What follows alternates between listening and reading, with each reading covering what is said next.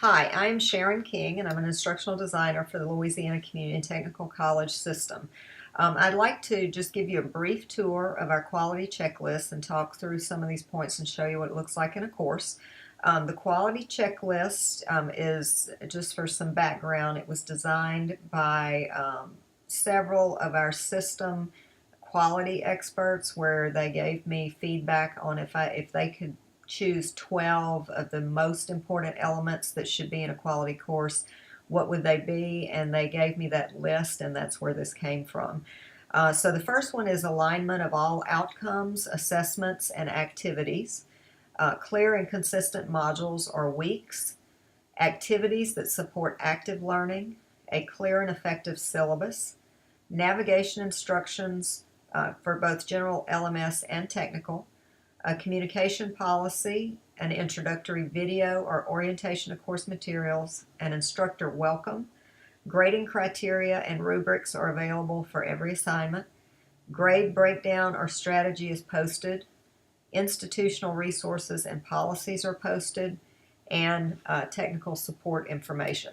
So I'll show you how easy it is to look for in a course. The alignment of outcomes, assessments, and activities, that pretty much has to be done with someone that either knows the subject matter or someone that has some time to really sit down with the faculty member and talk through those objectives, assessments, and learning activities to make sure that they're all aligned to teach the outcomes of the course.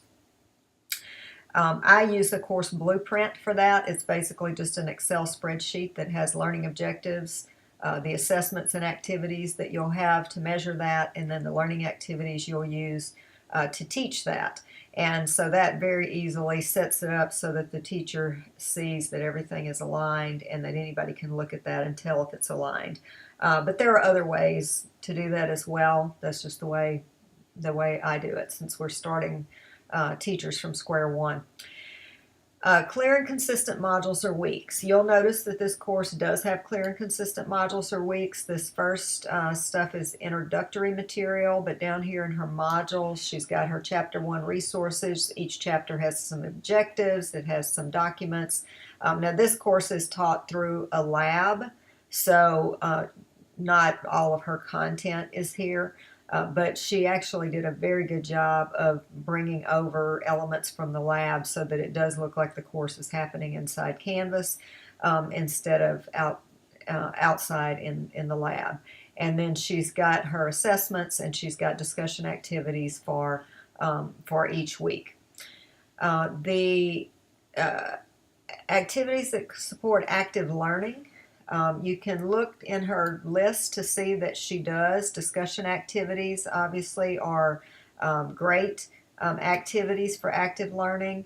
And then she's got a capstone project here where students are, let's download this, they're going to actually be doing things in Word to show what they've learned to the class. So that's definitely an active learning project that they're doing. So she's got those elements. Generally, in a course that's been taught for a while, I would expect to have lots more active learning activities. But when somebody's first starting online, it takes them a while to figure out what kind of things they can do online that are active. But the main thing I look for is that they're not just having them read the text and take tests, because that is not an effective way to teach online. Then the 9 quality elements, they're a little bit easier to spot. You can just go down the checklist. These are things that you can just really look to see that they have. 1, the clear and effective syllabus. She does have the syllabus.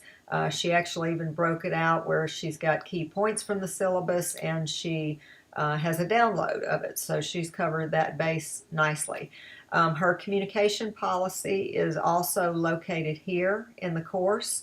It's also on her syllabus, but it is, it's right here for students to find. And she's also put her grading breakdown or strategy.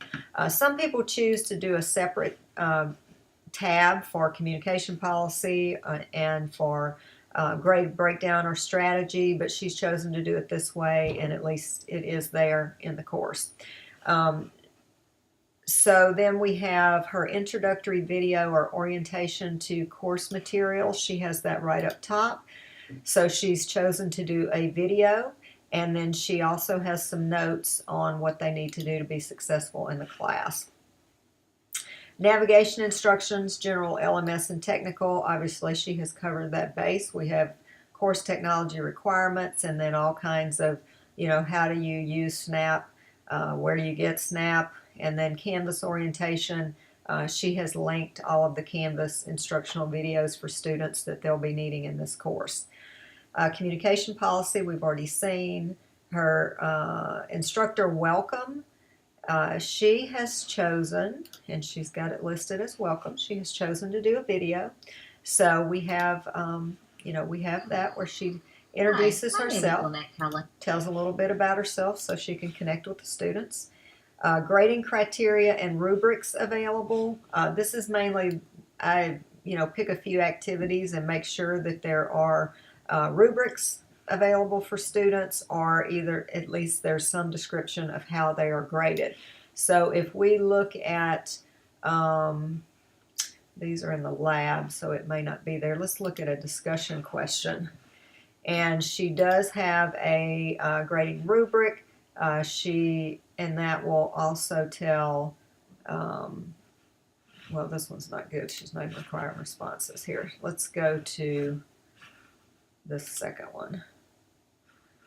Okay, so she has got her rubric here, and in the rubric she tells them what they need to do in order to pass that discussion grade.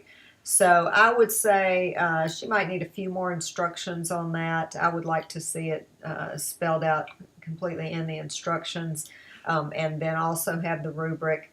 But at this point it's a new course, so she's getting the hang of it. The other thing is grading breakdown or strategy posted. We saw that in the syllabus area on the keynotes. Instructional policies and resources. Institutional policies and resources. And we've got that right here. So there's some links to Fletcher resources and policies right here for all of the student concerns. And then the last but not least is technical support information. And you can see that she's got Snap help options and Canvas help options. So she tells them where to call if they have technical support issues. So she's done pretty well on this quality checklist, and I would say I would probably have her do a little bit of work on the grading criteria, and I might have her, that might be about it. I think everything else is pretty much there. So that's a way that you would review a course using this quality checklist.